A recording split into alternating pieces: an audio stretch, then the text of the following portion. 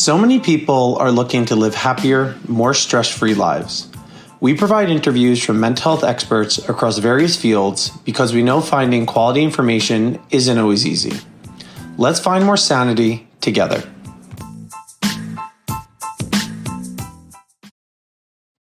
Many of you may remember hearing a lot about the opioid crisis before the time of COVID-19.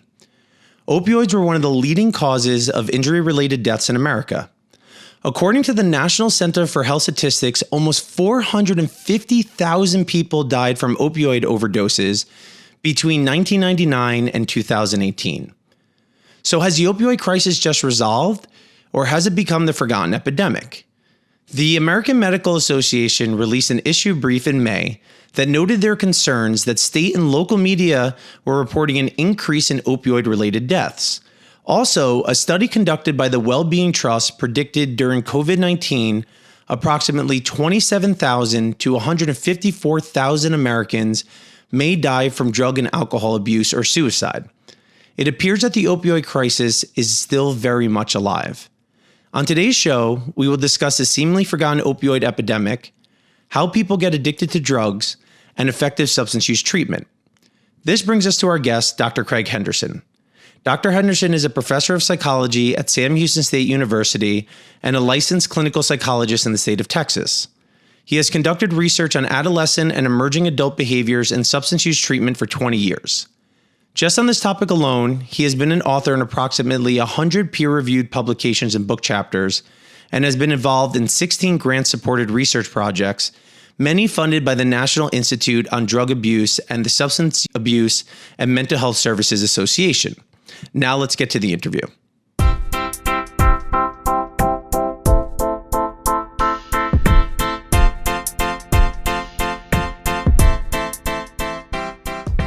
Welcome everybody to Sanity Podcast. Craig, thanks so much for being on the show. Yeah, you're welcome, Jason. It's good to see you. Spent some good years together at Sam Houston State University, and I'm just really thrilled to hear all that you've got going on. And so, and I got to tell you, man, this is a first for me. I've never been a podcast guest. So yep. I hope I don't let you down. Well, let's be honest, it's the first time for me too. So we'll see how this goes.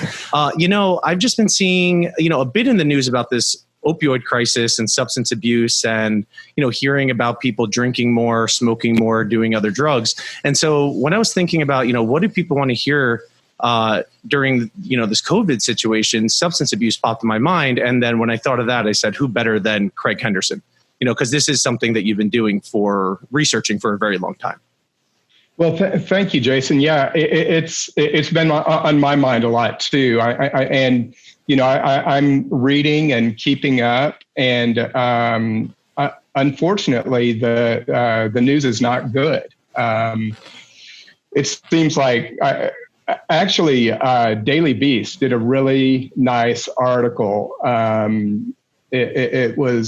It's called something like the twin pandemics, and recently read that. I think it came out sometime last week, but it's got me thinking even more. Of course, everyone's minds on COVID. It's in fact impacting all of our daily lives. And at the same time, for people who have things like, particularly the article was focused on opioid addictions. I mean, that never went anywhere. So how do these two pandemics really interface with each other? And we're seeing that they do. And I think this article does a nice job of laying out in which ways it does. Yeah. And before jumping into the opioid epidemic, specifically in people with substance use disorders, I was just wondering, if we could talk a little bit more generally on your opinion on how the stresses with the COVID situation is impacting everyday people and their substance use, the reasons for it, and maybe some ways that you've been recommending to patients or supervisees on how people could cope better so they don't have to rely on substances to get through this. Yeah, that's a good question. I mean, I think one of the big issues, and we're all facing it, is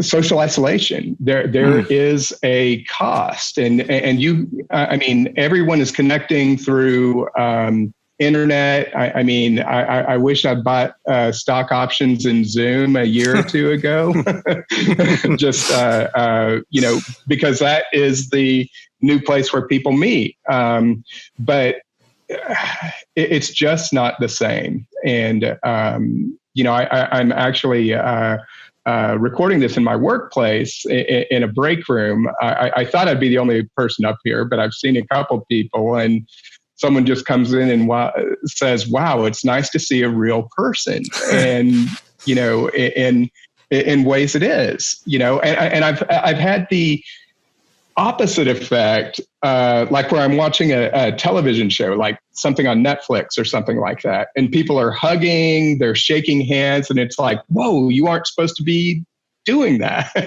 So, and these kind of, these social norms have been disrupted in huge ways, and I think that isolation has a real cost. In terms, so that's one of the big ways. Let me think of some other ways it could be. Yeah, and I was also thinking, like the economic struggles that people are getting into. People are worried about their money.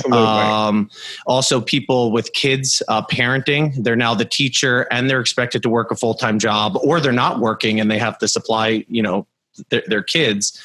So the economic toll of this must also be increasing people's anxiety, and also just the uncertainty of our future.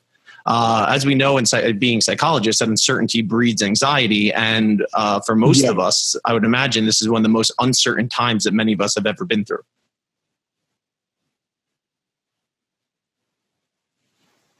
That's right. Yeah, it was a real eye opener to me. I'm a proud Gen Xer, graduated from high school in 1987, born in 1969. And, so a couple of things have really hit me. I mean, one was that this COVID that we're living through is going to impact my kids much more than probably anything in their lifetimes, and the particular eye opener is this is much more real to them than 9/11 was, which was a real marker for me, probably for you as well. Another thing, so my son is a sophomore in college. Okay. So, he has now lived through, he was born when 9/11 happened. He lived through our previous economic crisis, the 2008 through 2010, the bursting of the housing bubble and that's impact. And now COVID. And, for these, like 18 to 25-ish year old people, these are, they're impacted, and we're in, maybe they weren't so aware just because they were younger when the housing bubble burst, but those things are going to impact their families, and we all are shaped in big ways by the interactions that we have with our family. And also notable about that particular age group, say 18 through 25 or so, the onset of substance use disorders is typically in those teenage to young adult years. If you get past those without developing a substance use disorder, chances are you aren't going to develop one in your lifetime. So, a number of people, one of the leading adolescent substance use researchers, Mike Dennis, has referred to these as adolescent or substance use disorders that are just chronic disorders with an adolescent onset. Yeah, and that's a great point, and I think that's a huge thing for people to know. Yeah. Yeah, and I was saying, like, I think it's a huge thing for people to know that if you don't become a substance abuser in your teens, that you're protected into adulthood, and so it's a really sensitive developmental area for this. Well, it is. I mean, and it's protective. I mean, some people, and if we're talking about opioids in particular, you're talking about a large group of people who developed substance use disorders outside of those adolescent years. So, age is protective. At the same time, I mean, it's not an on-off switch. Okay, you made 25, you're never going to develop this. Sure. So, yeah, and going back to your point about the and I forgot the phrasing that you exactly said, but that idea about the co-epidemics happening at the same time and how they're merging. From your understanding, how do you see COVID-19 impacting the opioid epidemic? Okay, you mentioned the economic situation. This has hugely impacted millions of people's lives, and we see it, playing out every day about disputes and arguments about, should we, stay put until things are more safe? I mean, should we reopen? But the stimulus overall is a good thing. One thing we have to think about with the stimulus is, people are getting cash back. If someone has a drug problem, where is that money potentially going to go? And there are other ways in which it can impact it as well. Supply lines are, it's more difficult to get opioids into the country. So the supply lines are disrupted. So that overall is a good thing, I think. But there are, unintended consequences or unforeseen consequences in that as well. If you decrease supply, the cost is going to go up. And so if you have people who maybe, their livelihood has been disrupted, they still have a need for these drugs. Well, where are they going to go? It's probably going to be from some, illegal kind of means, to be able to get the money to purchase the drugs. Another thing another unforeseen consequence of this is maybe the supply lines. I even saw that one of the main manufacturers of one of the chemicals that goes into fentanyl is located in Wuhan, China. Okay. Oh. And so it closed down about a year ago. And just people might not be familiar with fentanyl. Do you mind just describing what it is and what it's used for? Yeah, so it's what's called a synthetic opioid. So an opiate, ATE, is naturally occurring, opioid. What you would get like from a opium poppy, heroin, if you're going old school, opium itself. Opioids are synthetically made. So, those are, human-made chemicals that are designed to have the same chemical properties as these opiates. So fentanyl is a synthetic opioid designed to mimic the effects of heroin. The point I was making earlier is, in terms of unforeseen consequences, okay, supply lines are disrupted. Maybe people are making a less pure product now. There's less opiates going into what's in distribution now, okay? Well, what happens when those supply lines are opened up again? Well, people buying what they're used to using, maybe getting a more pure substance, that has a higher concentration of opioids in it. And, unfortunately, we may be seeing more overdoses as a result.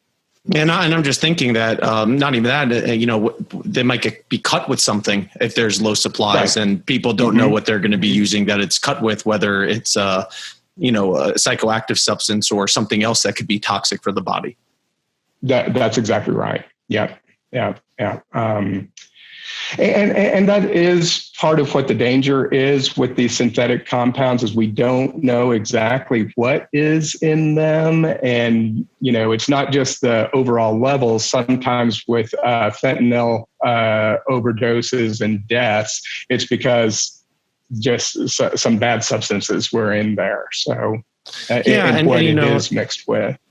And this leads me to a question of like, what is the trajectory? And actually somebody asked me, they said, okay, so you just start taking opioids, are you just going to die? Like, how does that work? Like, what is the usual trajectory of how it goes from misuse into potential overdose? Or is there a typical trajectory? There is a typical trajectory. With opioid use, we're still learning a lot of what we call the developmental psychopathology of that. Basically, that's a fancy term that means the way a psychological or psychiatric disorder develops. I had mentioned earlier how substance use disorders have an adolescent onset. Just a interesting fact there too. What we're seeing is those who start using earlier actually tend to have more severe problems and more chronic problems overall. So age is a really important piece there. So in terms of, we're still learning, so we know how substance use disorders in general develop. We're still learning a lot about opioid use. A lot of that, the generation came from overprescription of opioids with in most cases a unawareness of the impact that these would have on people's lives. A belief that was held to in the medical community that people would not develop dependence if these were used for legitimate physiological reasons, and so that's what we that is one of the big initiators of the opioid use problem in this country. We're still learning how people get off of these drugs. It is most of the time through treatment. Going cold turkey is quitting altogether is a very, very difficult process. The body is physiologically dependent on these drugs. It is, pretty extreme biological reactions, can cause extreme amounts of anxiety. And so it's usually through some kind of intervention that people do recover. And just to get a sense of the addiction and the withdrawal, where does this stand like in severity compared to maybe some other drugs where it comes to how addictive it is and how bad the withdrawal is? So the two main drugs where the body develops a genuine physical dependence on are going to be alcohol and opioids or opiates.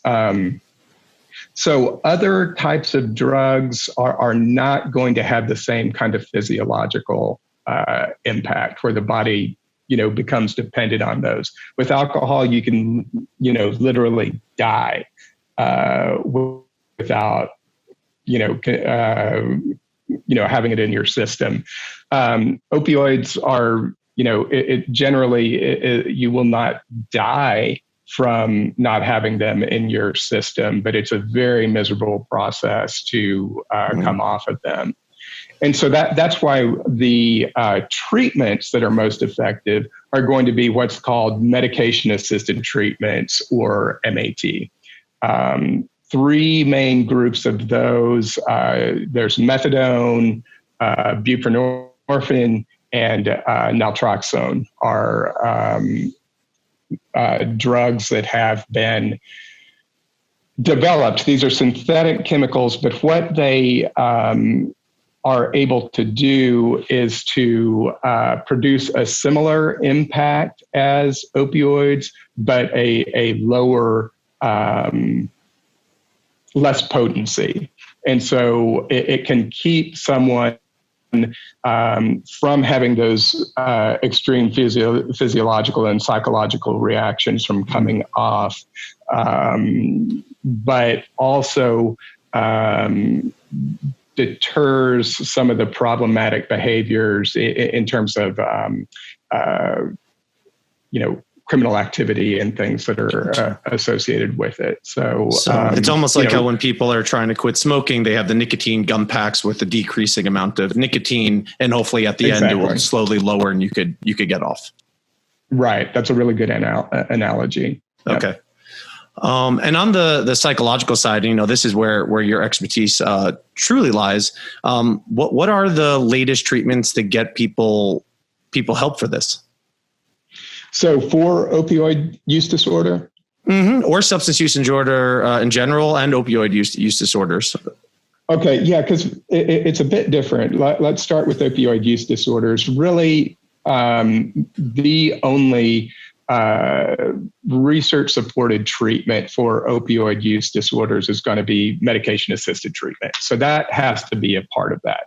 Now, that medication-assisted treatment, that's not everything in itself. Okay. Mm-hmm. So that helps keep a person, kind of physiologically in line, helps them manage their lives more effectively. But counseling is a big part of this as well. So one thing that I'm really excited about, and it looks like I'll have some opportunity to get involved with some colleagues in providing family-based treatments for young people, say ages between 16 and 25, getting medication-assisted treatment and involving families in that process. That's something that has not been really developed to any great extent. And there's a lot of potential for this type of work, because what we see in terms of just substance use disorders in general, the family involvement in treatment is hugely impactful and related to success. So there's a recent meta-analysis. A meta-analysis is basically combining the results from a large number of studies. And what was shown in this meta-analysis was that involving families in treatment had a meaningful impact above individual treatment. Okay. So here we're comparing not just family treatment against a control group of no treatment or some kind of placebo of just like giving someone attention or something like this. We're talking about an active individual treatment and still the family treatment. Adding the family component is adding improvement on top of what you would get with the individual treatment. So,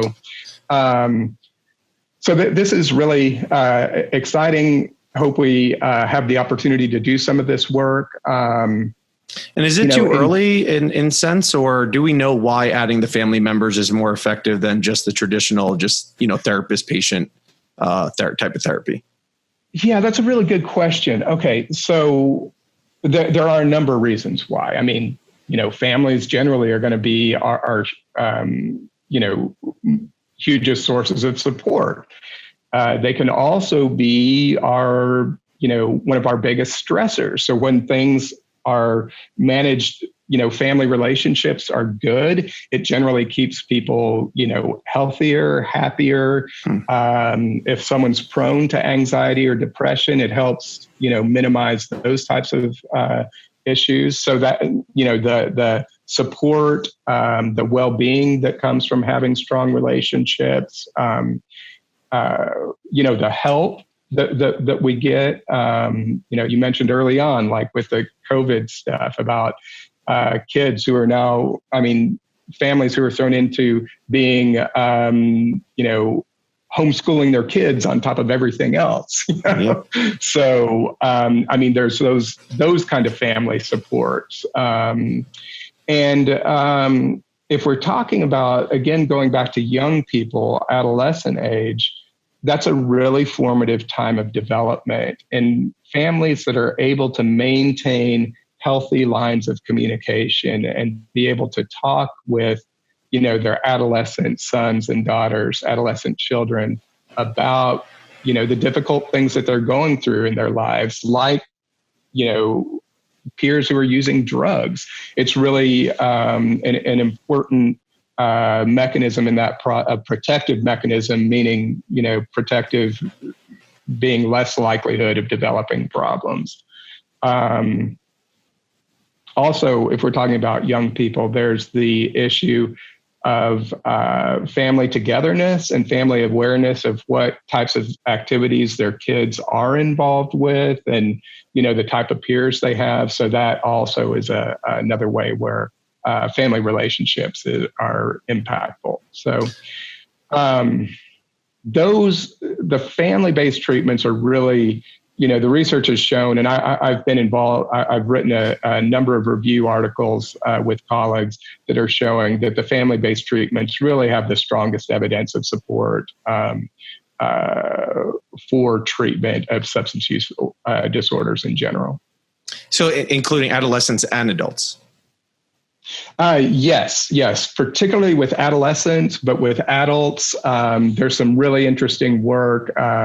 Barbara McCready at University of New Mexico has done with adolescents, adult couples, married couples, and alcohol use disorders. There is a treatment developed also by researchers at the University of New Mexico called CRAFT, which involves, helping an involved and supportive other in someone's treatment that has really strong evidence of success. So yeah, it helps both. And with adolescence, is there something about the developmental period, or do we know that makes it that so much more of a chronic condition if it starts, earlier and has a worse trajectory, or do we just not know that yet? I think we do know it.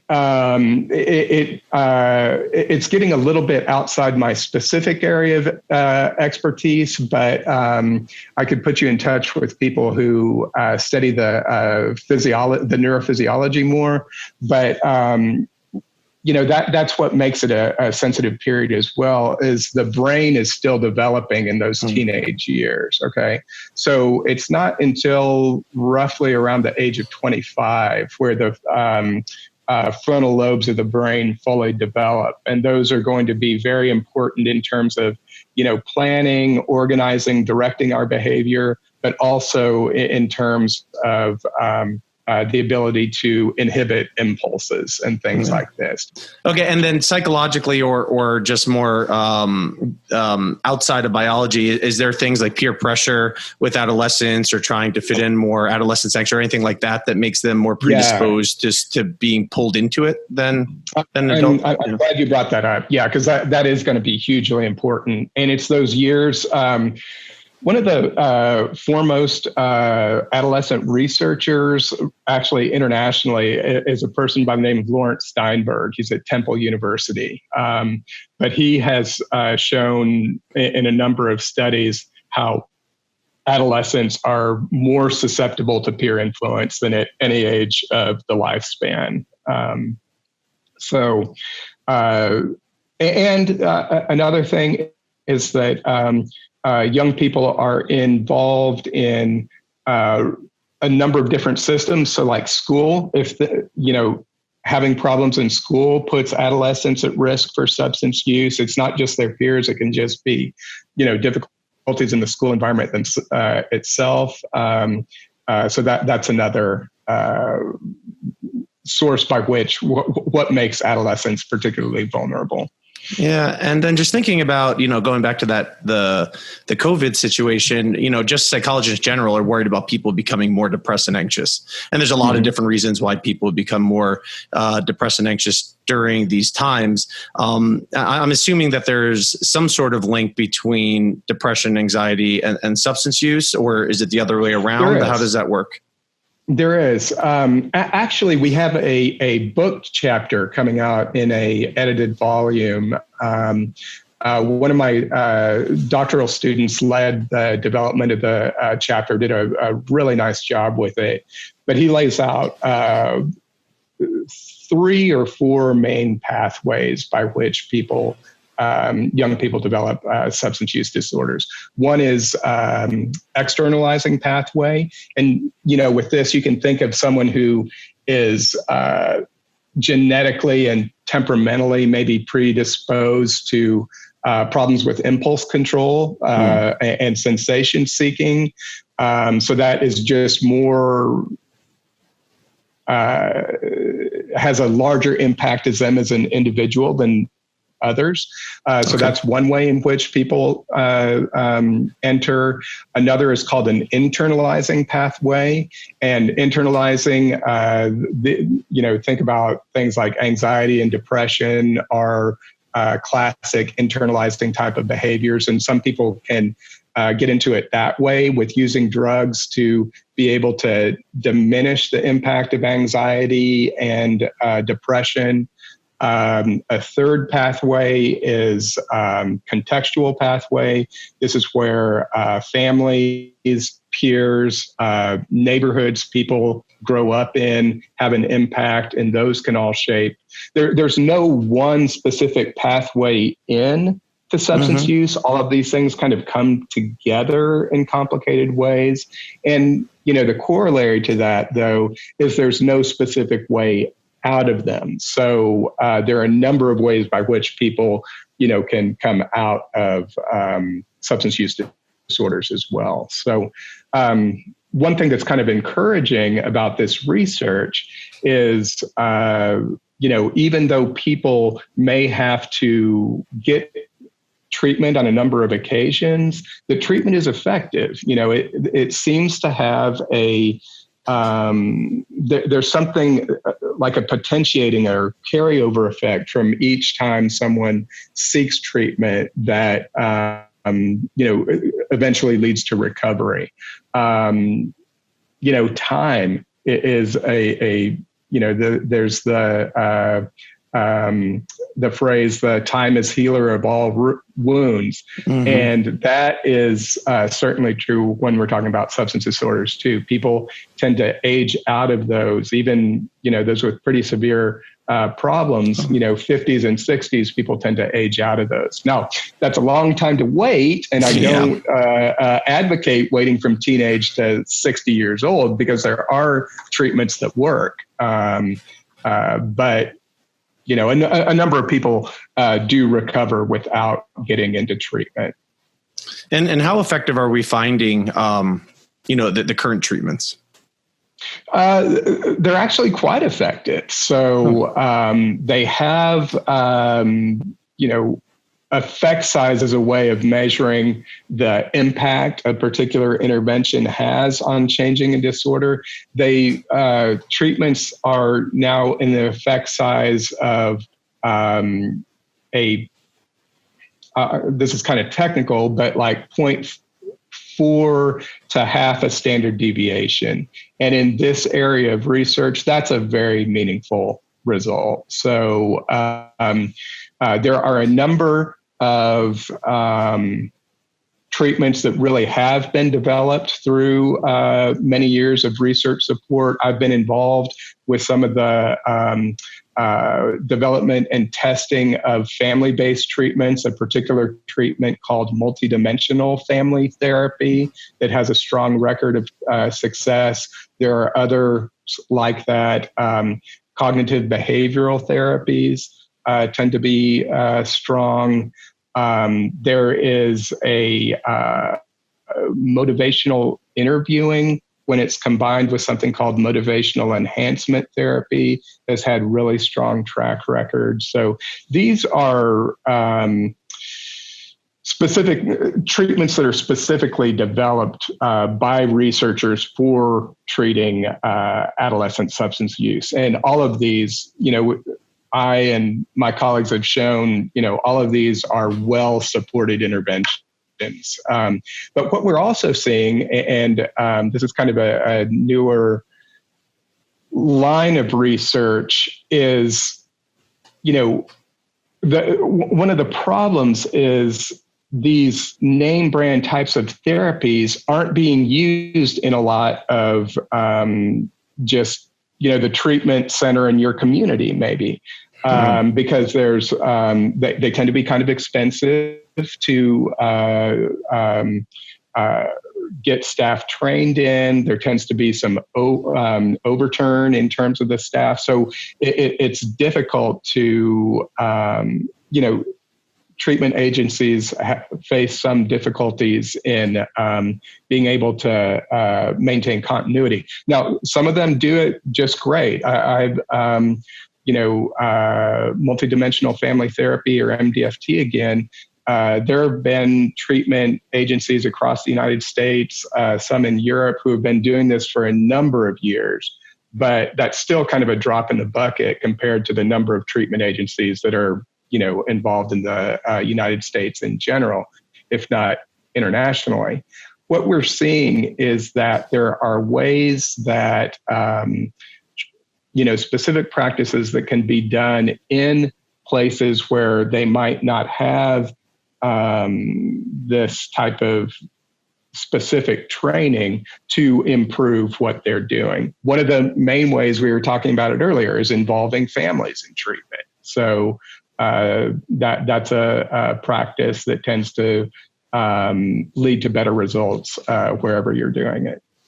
It's just to give people a sense of if they know somebody or they themselves might want to go for treatment because they're struggling with substances. You named three, very specific therapies. Could you just go over what to expect if they were, like, what does that treatment even look like? The family approach, the CBT approach, and the motivational interviewing approach. Okay. Yeah. Thank you. Yeah. Let's talk about each of those. So a family approach, what it will. Now, there are variations on this kind of thing, but, as the name implies, families are going to be involved in treatment. These types of approaches usually, if you, and each one of these, there is some standardization where providers can use a treatment manual that basically walks them through how to do this type of work through a treatment episode. So in family therapies, it's going to involve some time basically getting to know each other, building rapport. Therapist needs to form relationships with both adolescents and parents, which can be a challenge. There will be some time that's spent on helping them communicate more effectively and solve problems together. A lot of those, it kind of depends on what approach we're talking about. Some of these family therapies really advocate for having all family members together in all sessions. Some are more flexible, like they might, therapists might meet with the adolescent alone, might meet with the parents alone, then bring them together for a specific family session. Generally, these are also known as family systems treatments. So therapists in these type of treatments are generally working with external systems, so like schools, justice systems, and courts, if the kids are involved in those. So usually it's about 3 to 4 months, weekly sessions, I would say, and some of those involving just the adolescent, some involving the entire family. Some may involve the parents. And, depending on some situations, the parents themselves might have some substance use problems. And so then an important part of the treatment is getting the parents into treatment somewhere. So they're getting help for their issues at the same time. And what is the mechanism of change in that therapy? Is it the problem solving and the better communication, so they figure out ways to get around? Like, what sorts of things are they actually working on in these sessions? So the better relationships, having the more functional communication around difficult subjects like substance use, and as you repair relationships, having parents more involved in their kids' lives. And, when you are able to build a more trusting and warm parent relationship, usually adolescents are more into having their parents know more about what they're doing. They can see that this is actually good for them, and there's less resentment involved in that when the relationship is healed to some extent. So those seem to be the better relationships in general, being able to have good communication around difficult subjects, and having parents more involved in what's happening with their kids' lives day to day. And then how about CBT, cognitive behavioral therapy? How would that sort of treatment approach work? Yeah, so CBT, I mean, that's something, the word is out in terms of the effectiveness of CBT. And in fact, I hear it, I actually listen to podcasts like this one quite a bit. And so people are getting more and more aware of it. What CBT has to do with helping people become more aware about their own thinking about their problems. There's a lot of things that we tend to, thinking errors, so to speak, that we tend to get, all of us have a tendency to get into, things like, blowing problems out of proportion, personalizing things that we may not need to, all or nothing types of thinking. I mean, these are things that are known as thinking errors. And so in therapy, helping people to become more aware of the types of thinking that they have around, particularly something like substance use, or things like you could apply this also in terms of how a kid thinks about their peer relationships, things like this. I mean, you know a great deal about CBT actually, and could probably add quite a bit to that.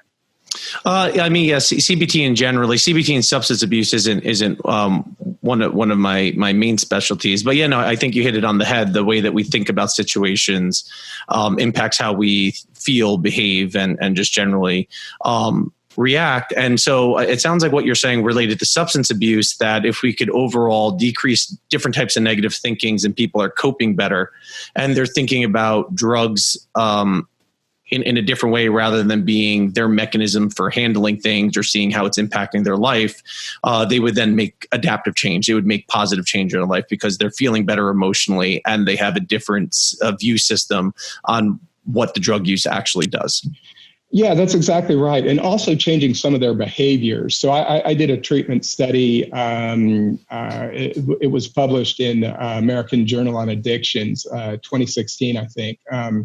But this was we did this in a local juvenile probation department using a treatment called the adolescent community reinforcement approach. And the idea behind that is to get young people engaged in pro-social types of activities. And this was kind of individualized. I mean, these kids had different interests and things like that, but the therapist would work really hard with them to develop those interests and, find ways that they could spend time doing these things, find ways that their families could support them in that and maybe get involved. And so getting involved in these pro-social types of activities really kind of took their attention away from, the drug use and, the context in which it occurred, like the peers they were using with and stuff like that. So it's both of those things. And it kind of goes with that adage with kids. You can't just tell them what not to do. You should help them figure out what to do instead. And sort of the same thing here. Like, it's not just don't use drugs, but what can you do instead to help yourself feel good, that's more healthy and adaptive and hopefully promotes, a better life outcome and more development. Absolutely. I'll use a personal example. Sure. There, I've got a 15-year-old daughter at home. Okay. It works a lot better when I'm saying, hey, let's do something together. Let's do these things. Then, let's go for a walk together. Let me hear you. She enjoys playing the guitar and piano. Let me hear you play your music. It works a lot better to engage her in these type of things than to just say, you're spending too much time in your room. You need to get out more. Or you're spending too much time on your phone. Stop it. Yeah, exactly. Yeah, you have to give them an alternative to do. So, I mean, as cognitive behavioral therapy implies, it's both the ways that we think, but also the ways that the things that we're doing and behaving. Motivational enhancement therapy and motivational interviewing. These tend to be briefer types of treatments. They tend to occur together. Basically, therapists. So one of the main assumptions, I mean, you tell me, what's a change that you made in your life? Any big change that you made? Yeah, I mean, big changes that I've made have been moving. I shifted professions. As you probably know, I was a forensic psychologist, and I changed trajectories to become a therapist. But most recently, I had gained about 15 pounds during quarantine. So a big change that I made was food logging, healthier food choices, and I've happy to say that I've lost 10 of the 15 pounds. So a lot of changes over time. Yeah, good for you, man. Well, I mean, weight loss is a really good example because, I've lost quite a bit of weight myself. And I thought, there was a long period of me thinking, I got to do something about this before I ever did anything. Okay. So we have this natural, when we make a big change of behavior, ambivalence is inherent in it. We both want to change and we don't want to change.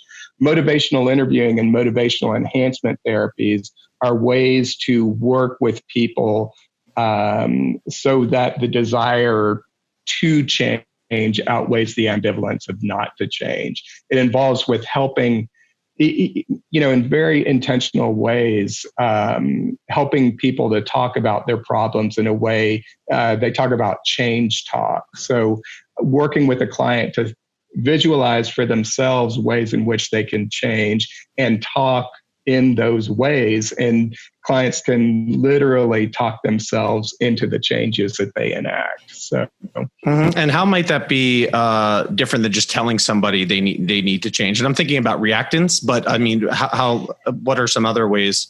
So people who do this kind of work, they talk about it as a scale. All right. And so the ambivalence is a scale, and you're kind of like, part of you wants to change and part of you doesn't want to change. Well, when you, as the therapist, come down really hard on the change part, there's the scale will naturally try to balance out so that they give themselves more and more reasons why they should not do what you're saying. So it kind of works on that principle. And reactance, kind of reacting in an opposite way because we don't like what we're being told from someone is a way that functions. And does reactance at all come into play with having adolescent kids, or?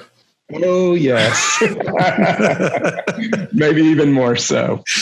Yeah. And one thing about Craig's weight loss journey was his realization that he needed new clothes lagged behind. So there was a period where his clothes were quite larger than his frame. Yeah, but I actually felt good about it, even though I looked foolish. So thinking about substance abuse treatment, I was just wondering how it might have changed since the past, because in the past there was this debate, and it might still be ongoing in some areas, where is substance use an actual medical or psychological condition? Is it not? How it should be treated? And I'm sure there's some people who were in treatment earlier on that might remember being in a treatment that might not have been crafted the best way, and they had a bad experience. So what were some pitfalls in substance use treatment before, and how is it any different now? Well, I think one of the big issues is we tended to think about, and I think even societally we're seeing changes in this, but we tended to think about substance use problems were due to some kind of moral weakness, whether that's, kind of like from a religious standpoint, like sin or something, or, a person is just weak-minded. There's something wrong about them. And thinking on that has really changed a great deal. I think the AANA movement was helpful in that regard, in not stigmatizing so much. But there are some. AANA works for lots of people, and there's some research on there about how it works, and it tends to be the support networks that are developed. But moving from that moral weakness model to, I mentioned those three paths: the internalizing, externalizing, and the contextual. Really, a fourth path that we talk about in that chapter. And I should, mention this student's name, give him a plug, Max Christensen. So is a repeated use model. And that is where the brain physiologically changes in response to the drug. So this is a different process than the kind of like the physiological addiction the body develops, but this is where the brain is actually changed in ways in which we get reinforcement and motivation are changed and become more geared toward the drug use. So drugs change our brains in fundamental ways. So that realization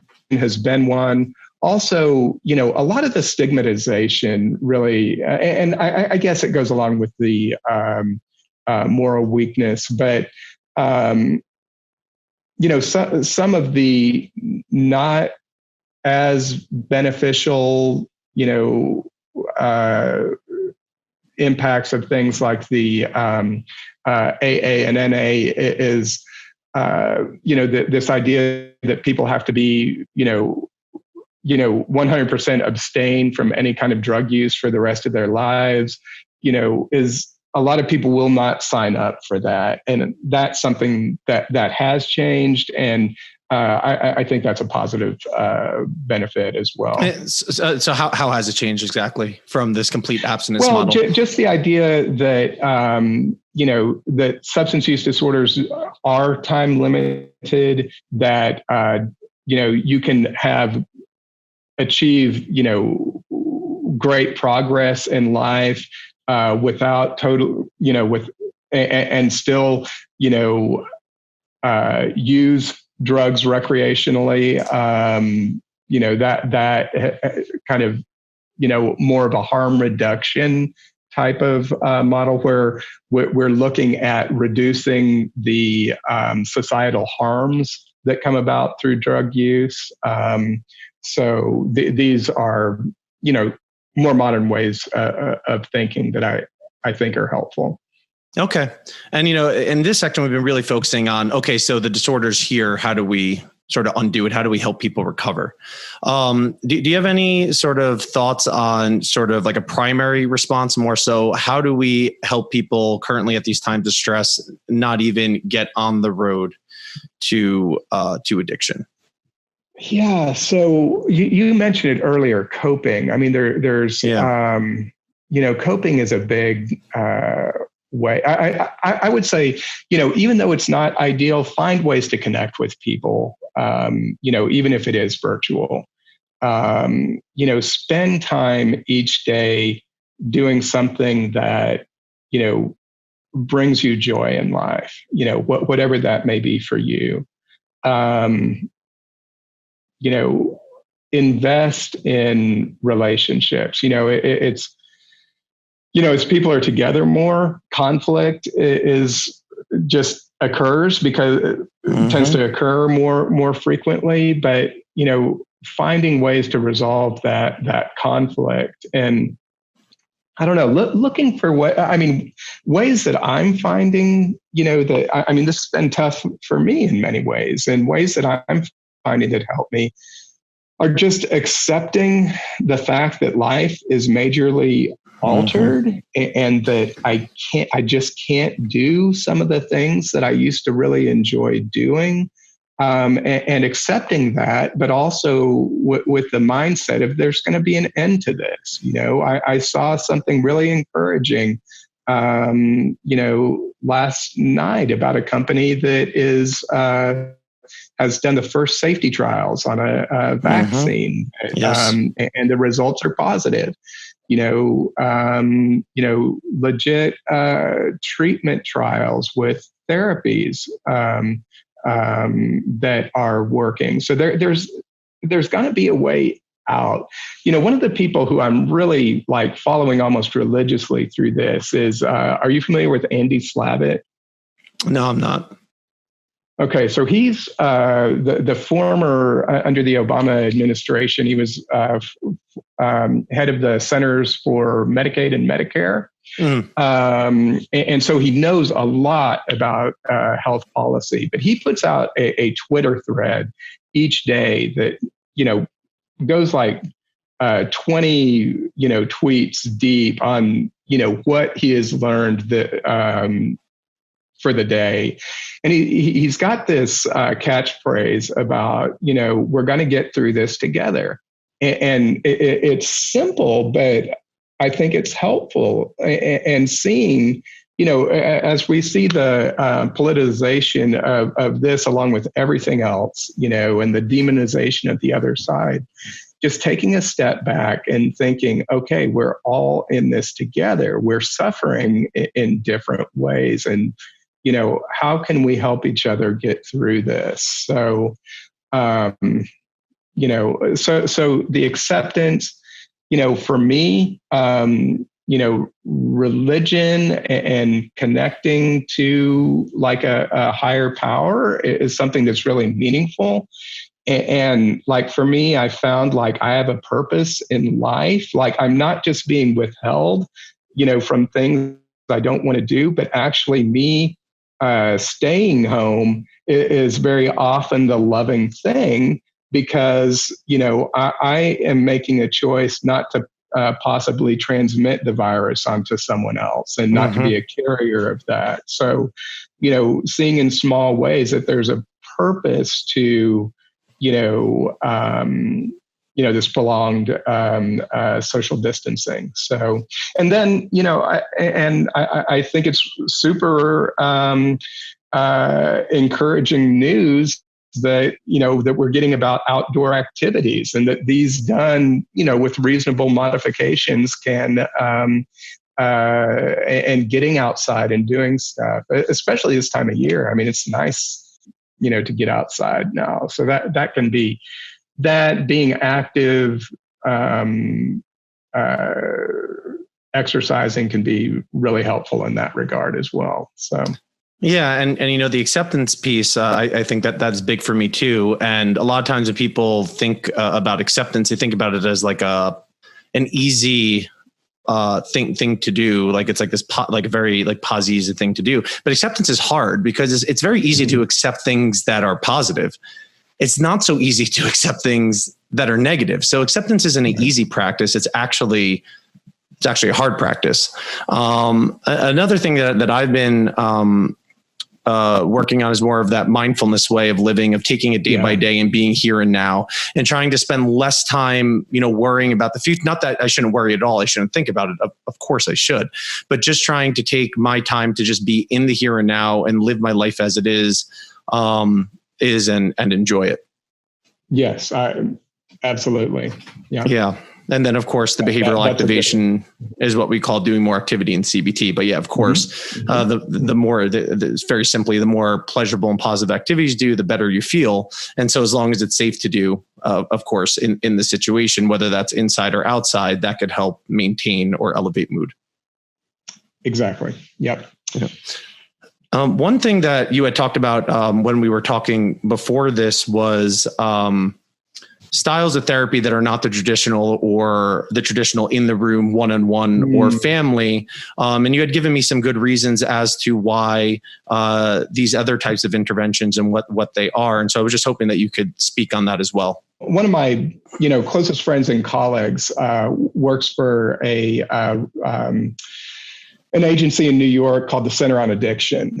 And they have some really, some non-traditional ways of reaching people. And if you don't mind, I have some stuff I'd like to take a look at here. Yeah, absolutely. So, some of the services that they have available are one-on-one support helpline. So a helpline that connects parents and caregivers to a trained specialist. So this is a 24/7, contact that can be made there. The specialists are there to help the provide support and help the families, find answers from themselves. They have text networks. So people who are either going through trouble themselves, or let's say parent of someone who is having trouble, can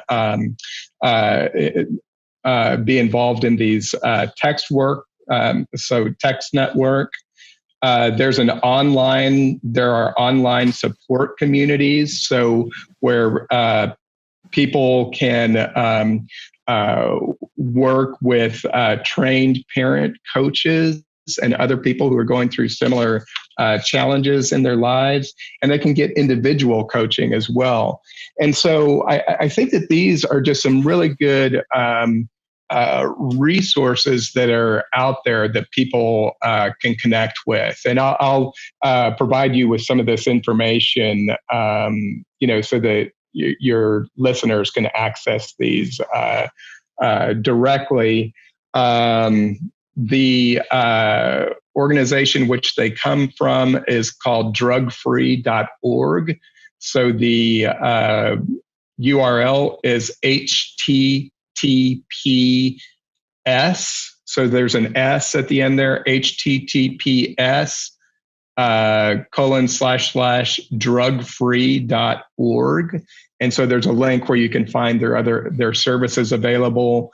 The text network, you can join by texting word join to the number 55753. Okay, great. And of course, I'll include these links in the organization and in the podcast notes. Yeah. Oh, and I wanted to tell you, speaking of podcasts, I listened to a really good one yesterday. Very first episode was yesterday, called In Recovery. And it's available through, I got it on Apple, but the woman who's doing it has been, she's a physician, been an addiction specialist for 20 years, had a really interesting podcast yesterday about medication-assisted treatment for pregnant women, which is going to be a huge issue because if someone who is pregnant on opiates, they're going to have to take medications to be able to come off of that. So some of the challenges that are there, she was talking about how some of these women have basically support advocates who can, advocate for them in getting different services that they need. So it's called In Recovery. And I was really impressed. I'm going to listen to it every week. So it's kind of like yours. It's given it a lay person's level. So, okay. Yeah. And I could definitely link her podcast too. Any way to help people get, this information is a wonderful thing. Yeah. Not to drive any listeners away from you. So. So with those sort of resources that you were talking about, is that predominantly for substance use, or can people use that for other problems as well? Those are predominantly for substance use. Regarding these types of, the peer-to-peer support, the texting type platforms, is there any research on the effectiveness or how it has been helpful? Yeah, there are a few articles on the peer-to-peer networks. I mean, this is a very new area. It's just that people haven't studied it. So there are a few out there. There's more. You'll find things on teletherapy now, which, kind of like the broad generalization there is that teletherapy is as effective as face-to-face. So there's a good emerging body of research there. Few studies out there on text-based applications, but yeah, that's the research needs to catch up to what people are doing. So, and I'm not one of those that thinks that we need to study these things in depth before we actually make use of them. But I look forward in the next few years to seeing more research coming out. And you had noted when we had talked before, something specifically around dropout rates being lower, people coming to treatment more often. And I think it was with the text-based platform. Am I remembering that correctly? Well, it's a way to improve access. So, one of the things that has not changed is that only about 10% of people in need of treatment actually get it. And so it's these mediums like this that really help improve access. So it kind of it's bringing the service to them. I mean, like we're seeing now happening all the time with teletherapy. I mean, there were lots of people who needed this before COVID came along, but this is really, really turbocharged that whole thing. So. Okay.